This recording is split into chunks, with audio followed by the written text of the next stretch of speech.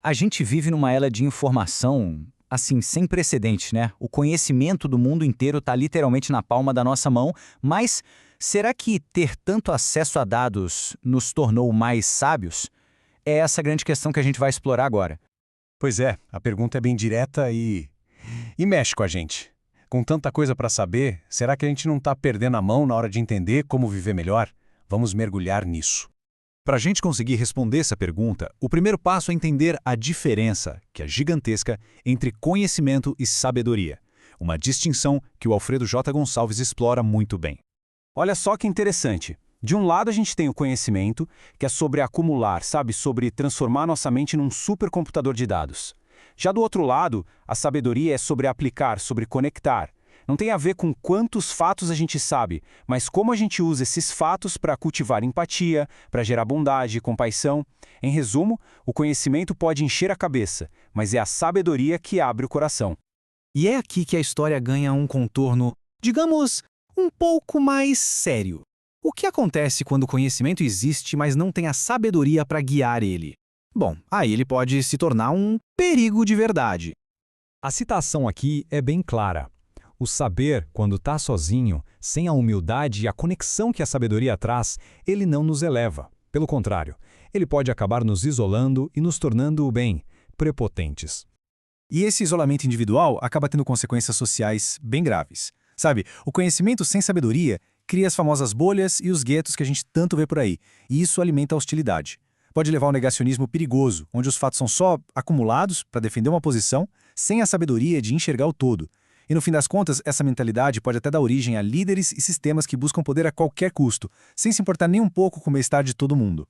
Ok, então o problema está bem claro. Só conhecimento não adianta. Mas se a sabedoria é sobre aplicar o conhecimento do jeito certo, como é que a gente decide o que é certo? Como é que a gente separa o que tem valor real daquilo que não tem? Isso nos leva a uma possível resposta. Uma das fontes dos ministérios Ebenezer oferece um tipo de guia, uma estrutura. A ideia de separar ativamente o precioso do vil. É um método para a gente cultivar uma vida com mais valor e, claro, com mais sabedoria. Nesse contexto, o precioso não é só uma coisa boa, é algo que tem um valor divino. Então, escolher o que é precioso seria como se alinhar a uma sabedoria superior, sabe? Quase como se tornar um porta-voz de valores mais elevados. A fonte original lista 19 coisas preciosas.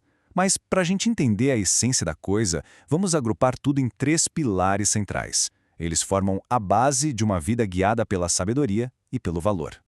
O primeiro pilar foca naquilo que a gente constrói por dentro, nas virtudes e qualidades que formam quem a gente é, lá no fundo.